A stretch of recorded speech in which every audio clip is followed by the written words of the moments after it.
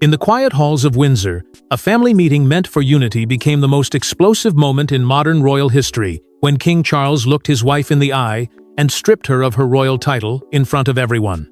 The gathering had been announced to only a handful of senior royals, a supposed moment of reflection and togetherness meant to reinforce stability during fragile times. Yet behind the polished announcement and the hushed invitations, something darker simmered. The atmosphere was charged, the air thick with suspicion, as though each person walking into that room carried an unspoken awareness that tonight would be unlike any other. Charles himself looked frail, his shoulders slightly bowed from the weight of age and illness, but his eyes betrayed none of the weakness that lingered in his body.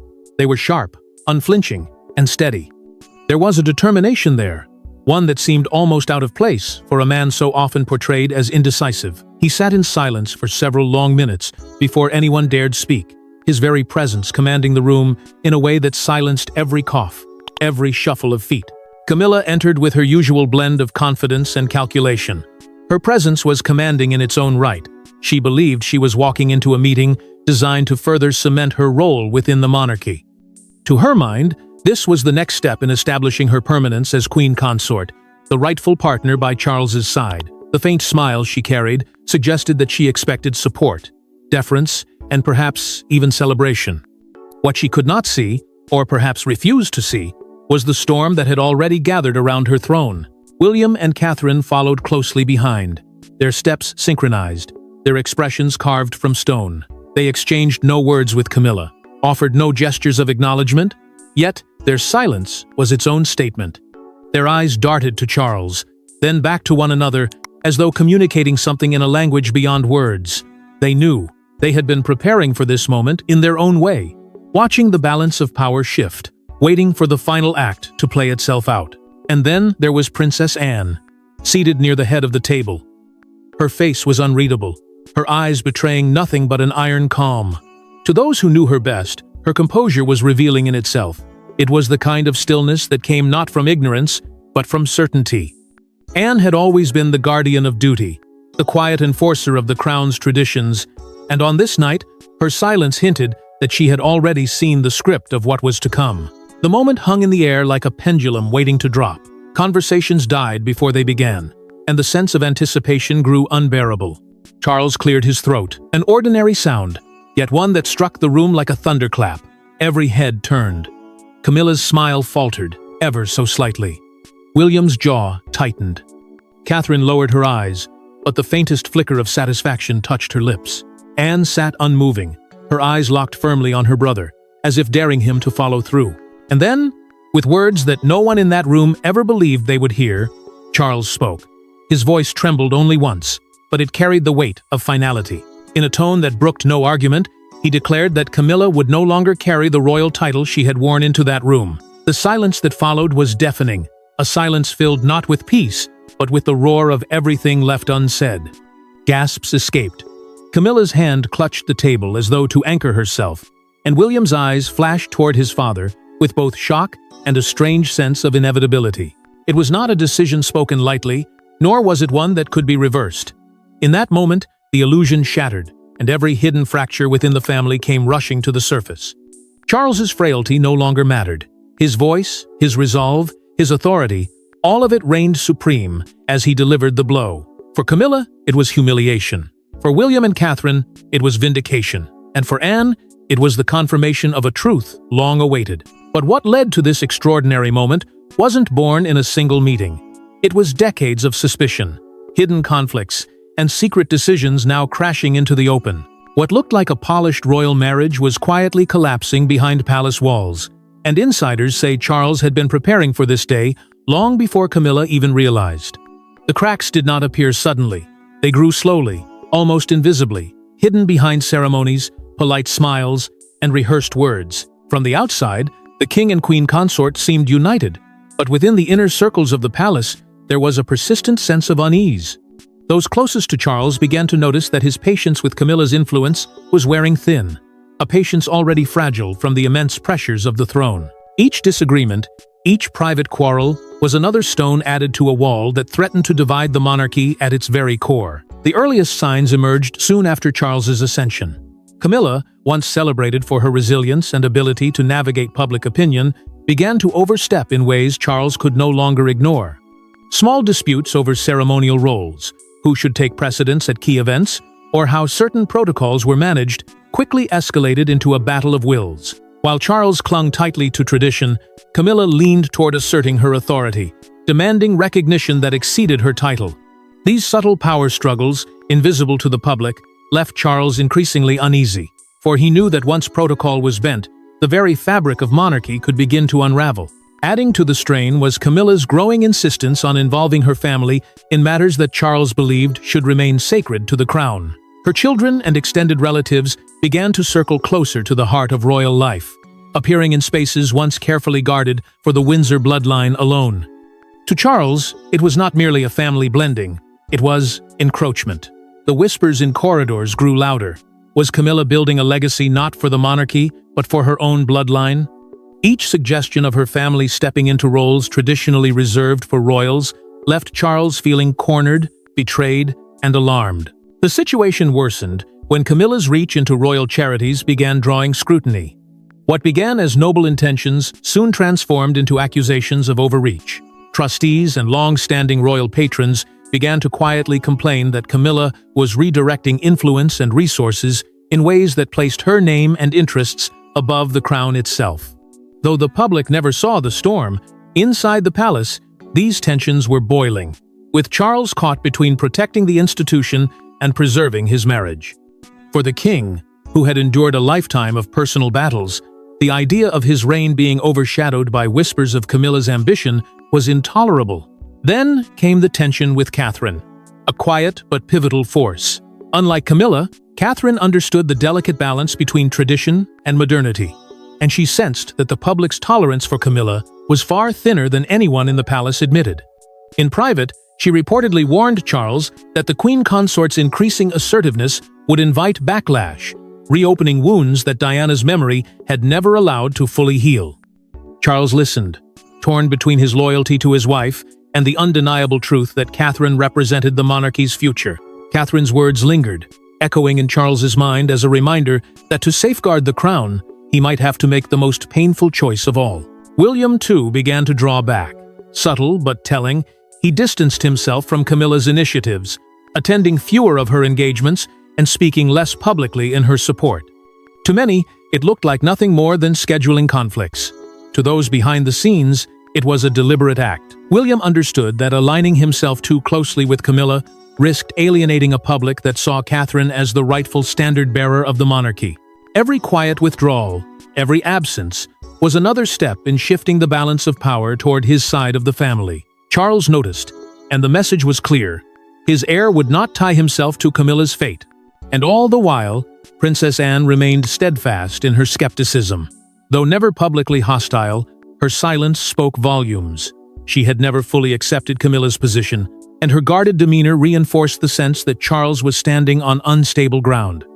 To Anne, loyalty to the crown was absolute, and anyone who threatened its purity was a danger, no matter how close they stood to the throne. Her disapproval became another shadow in the room, reminding Charles that even within his own bloodline, Camilla would never command unquestioned respect. Together, these cracks formed a chasm. What had once looked like unity was now a facade, and Charles knew it. Each confrontation, each whispered warning, each subtle withdrawal from his children and sister painted the picture of a monarchy divided. For Charles, the realization grew undeniable. If he failed to act, the crown itself would pay the price. But the private cracks weren't the only issue. The monarchy itself was in danger of splitting in two, and Charles knew he had to act before it was too late.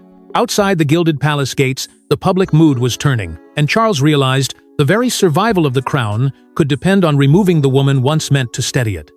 What had begun as quiet murmurs of disapproval grew into an unmistakable roar, echoing through newspapers, television panels, and across countless dinner tables. The monarchy had long lived and died by public sentiment, and though Charles had endured decades of scrutiny, the venom now directed toward Camilla was unlike anything he had anticipated. Each appearance she made, each speech she delivered, seemed to deepen the resentment instead of healing it. Crowds that once politely applauded now fell into uncomfortable silence, their skepticism impossible to mask. For a monarchy that thrived on ceremony and unity, such silence was more dangerous than protest. It was indifference, and indifference was fatal. The media, ever hungry for blood, sharpened their knives. Reports began to circle, not only about Camilla herself, but about the people closest to her. Her family's wealth, their business ties, and their perceived attempts to ride on the coattails of her royal status dominated headlines. Journalists unearthed old connections, questioned motives, and painted a picture of a queen consort less concerned with duty and more with power. Each article chipped away at her image, and though the palace attempted to manage the storm, it was clear that the tide was against her. For every smiling photograph released, there were twice as many accusations waiting to strike. Charles saw the damage, and he understood that once trust was broken, it was almost impossible to reclaim. Adding to the fire were the whispers of discord between Camilla and Catherine. Leaks from within the palace painted stories of heated words exchanged, of Camilla attempting to exert authority over matters Catherine had carefully nurtured. Whether true or exaggerated, the stories spread like wildfire, feeding a public eager for drama. The contrast between the two women was too stark to ignore Catherine, graceful and reserved, embodying the future of the monarchy. Camilla, burdened by history, accused of clinging to a crown that was never truly hers. Each headline became another weapon in the arsenal of public discontent, and Charles knew the comparison was impossible to control. And then came the ghost, who had never truly left the shadow of Princess Diana. Decades after her death, her memory burned brighter than ever, and with each passing year, her story gained new weight. For many, Camilla would always be the woman who had displaced Diana, the rival who had stepped into shoes that were never meant for her. Every image of Diana in the press was placed beside one of Camilla, and the contrast was merciless.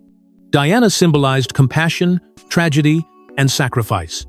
Camilla, in the public imagination, symbolized scandal, survival, and ambition. The weight of that comparison became unbearable, not just for Camilla, but for Charles, who watched the legacy of the woman he once loved resurface, to haunt the reign he had only just begun. The unease reached the corridors of Parliament, where whispers of concern grew louder. Insiders began to quietly question whether Camilla's presence was harming the monarchy's stability rather than reinforcing it. Politicians who once offered unwavering respect to the king now tread carefully, hinting that reforms, or worse, interventions, might become necessary if the crown continued to lose its grip on public trust. For Charles, it was more than political discomfort. It was a warning shot. When Parliament began to murmur, the throne itself trembled. Even abroad, there was disquiet. Reports filtered back to Charles that certain donors, allies, and even foreign dignitaries were beginning to question Camilla's suitability as a figurehead. Some privately expressed hesitation about associating too closely with her during state visits, fearing that her image would tarnish their own reputations. The monarchy's influence had always extended beyond Britain, shaping diplomatic ties across the globe. To hear whispers that even allies were second-guessing, their association was a sign Charles could not ignore. The crown was not only a domestic institution, it was a symbol of power recognized worldwide, and now it was in jeopardy. The weight of all these forces, public discontent, media exposes, parliamentary whispers, and international unease pressed heavily on Charles's shoulders. What he had once seen as a personal struggle within his marriage had transformed into a battle for the very survival of the crown. Every day he delayed, the anger outside grew louder, the suspicion deeper, and the cracks wider. It was no longer a question of if he would act, but when. But what truly forced Charles's hand wasn't public opinion. It was the explosive secret revealed inside his own home. When Charles uncovered the truth about what Camilla had been planning in secret, he realized her crown wasn't just in danger, so was the monarchy itself. It began with whispers, faint traces of meetings that should never have taken place, and names that did not belong in the corridors of power. Advisors who had no official role were suddenly present in private gatherings, their influence seeping into spaces reserved only for the sovereign's trusted circle. Charles, who had spent a lifetime guarding the crown against manipulation, could not ignore what was unfolding. The queen consort was engaging with outsiders, and the nature of those conversations was far from innocent. They were not about charity or ceremonial duties. They were about power, legacy, and a future that placed her family above the royal bloodline itself. The most shocking discovery came in the form of a draft speech.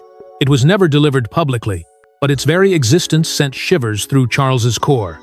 Written in careful language, it positioned Camilla not simply as a consort, but as a central force within the monarchy, while elevating her own family as figures deserving of recognition and prominence. It was a direct challenge to the sanctity of succession, one that sought to weave her bloodline into the very fabric of the monarchy's story. For Charles, it was a betrayal more profound than any personal quarrel. It was a rewriting of history in which his name and his reign were being co-opted for purposes he had never approved. His fury erupted when he discovered documents stamped with his name, signatures implied where none had been given. These were not clerical oversights.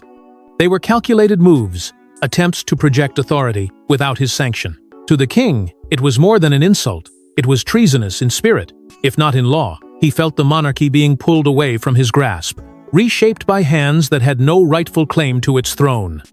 The quiet confidence Camilla displayed in recent weeks suddenly revealed itself as something else entirely. The confidence of a woman building her own empire within his crown. It was Princess Anne who forced the matter fully into the open. Loyal, unyielding, and unwilling to see her mother's legacy tarnished, she reportedly brought the evidence to Charles with a bluntness only she could wield. Documents, testimonies, whispers from staff, all laid out before him like the final pieces of a puzzle he had been avoiding. Anne's message was clear. Camilla was stepping beyond her role, and if he did not act, the monarchy would bear scars that might never heal. The confrontation between brother and sister was tense, but in Anne's sharp words, Charles found the clarity he had been searching for.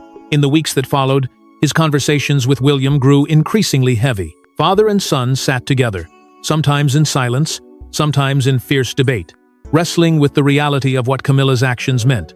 William urged caution, but also pressed the truth that the monarchy's survival depended on drawing a line.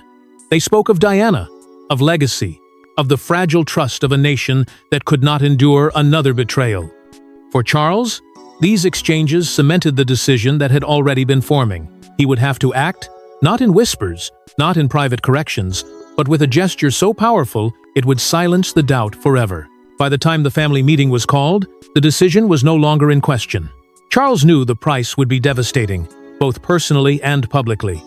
But in his mind, the alternative was worse. Camilla had crossed into a realm no consort should ever enter, threatening to reshape the crown for her own gain.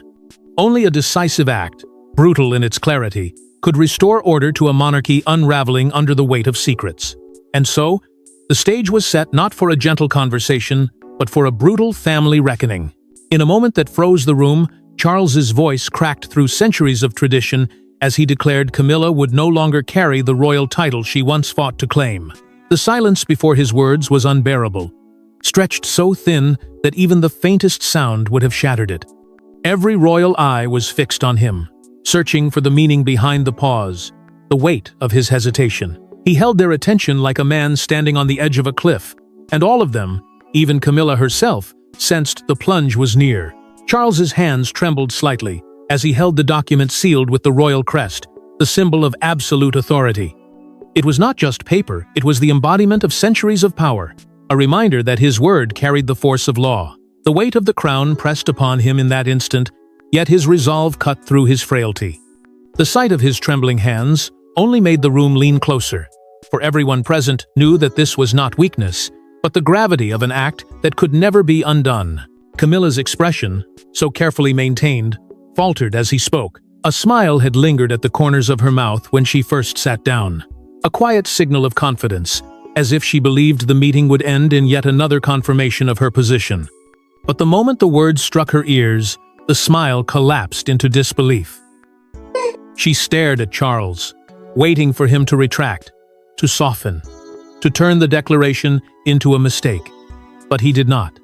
His voice, though shaken with emotion, carried a finality that stripped away any hope of reversal. Across the table, William's reaction was restrained, but the tension in his jaw betrayed the storm beneath. His lips pressed tight, his eyes flickering toward Catherine, who sat poised and silent beside him. She met his glance with calm, a serenity that contrasted sharply with the chaos unraveling before them. William's restraint was deliberate, his silence a choice, for he knew that in this battle, the less he revealed, the stronger his position became. The room may have been Charles's stage, but William and Catherine's quiet presence told its own story that the future of the crown had already shifted in their direction. Anne's eyes, sharp and unyielding, flicked briefly toward her brother, and she gave the faintest of nods. It was almost imperceptible, yet it carried volumes. It was as though she had been expecting this outcome, had braced herself for it, and now offered him a silent seal of approval.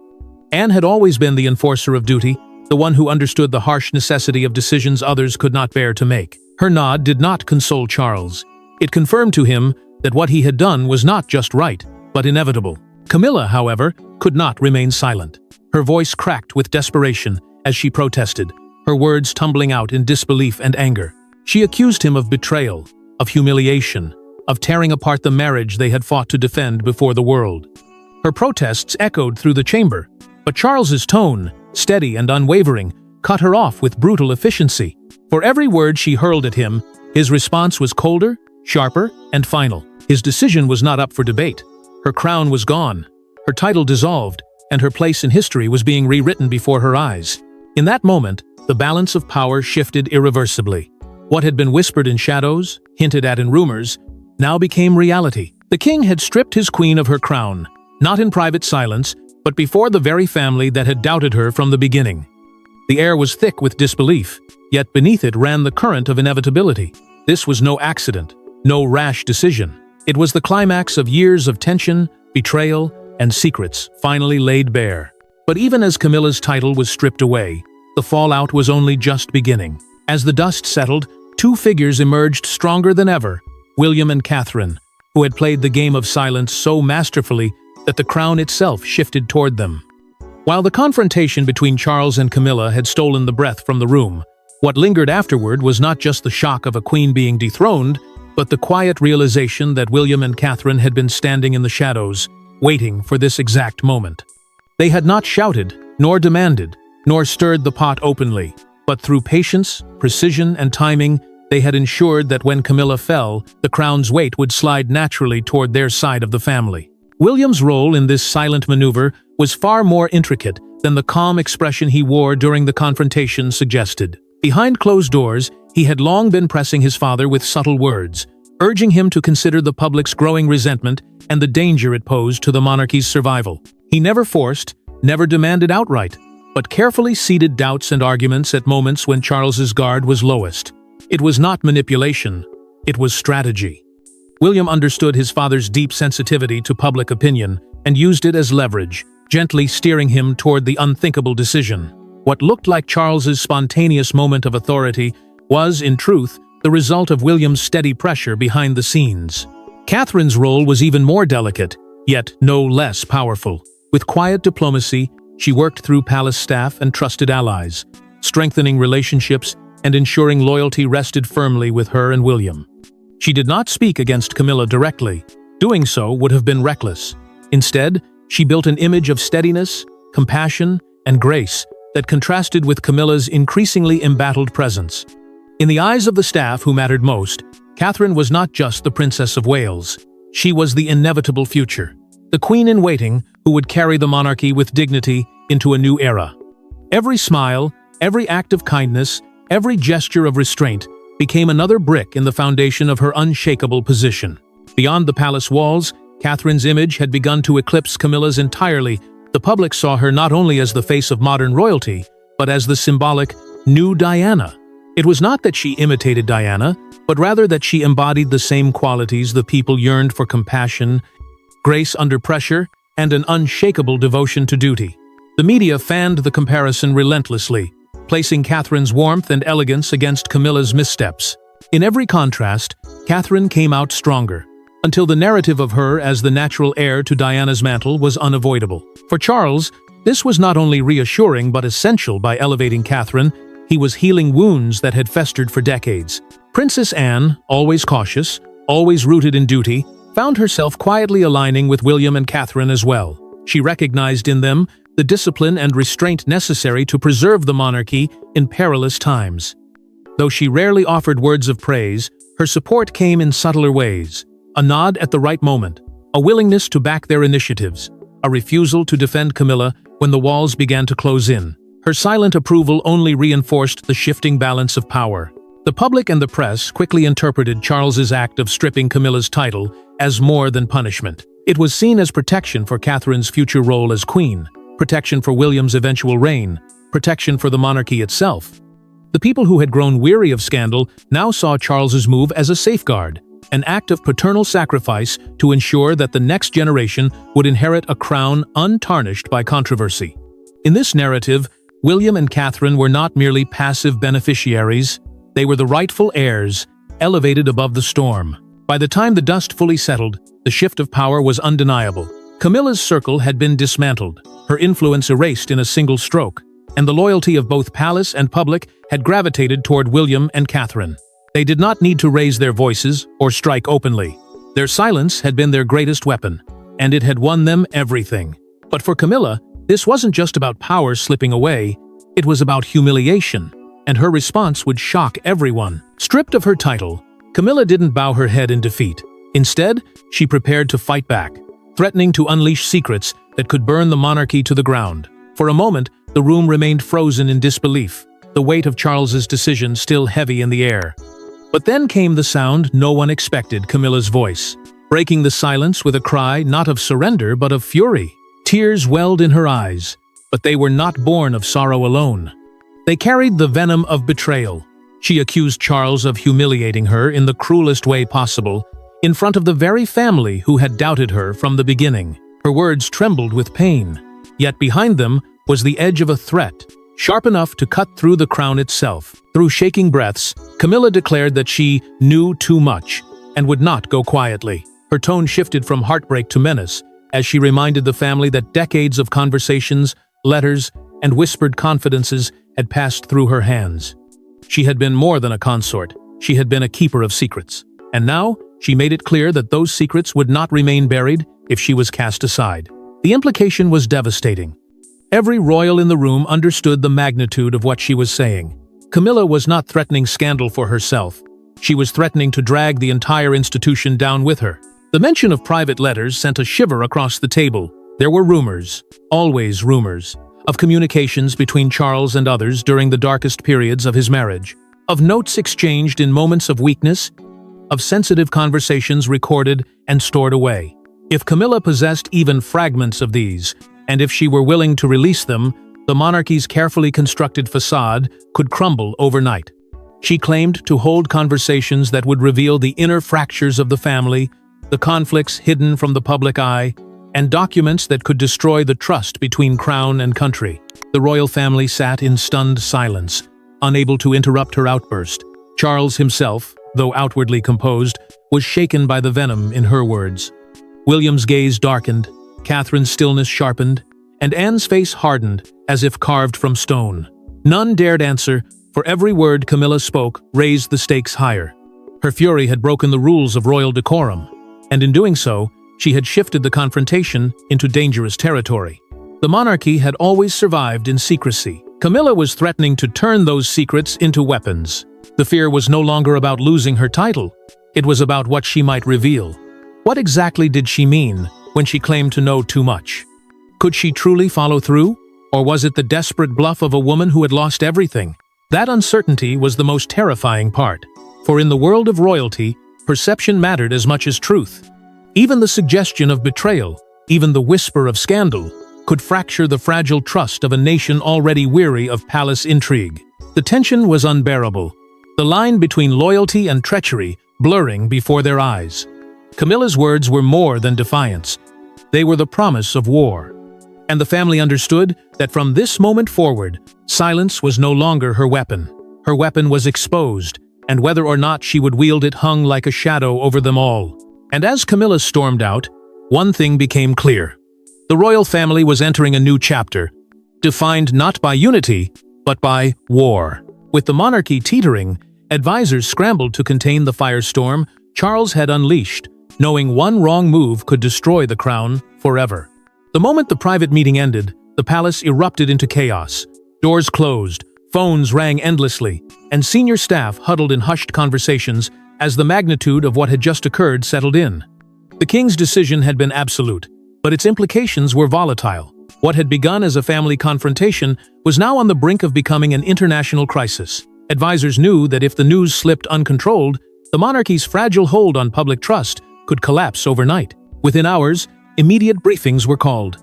The most trusted aides gathered in private rooms, their voices sharp with urgency. The central question was simple yet perilous. Should the palace deny what had taken place, attempt to spin it, or confirm it outright?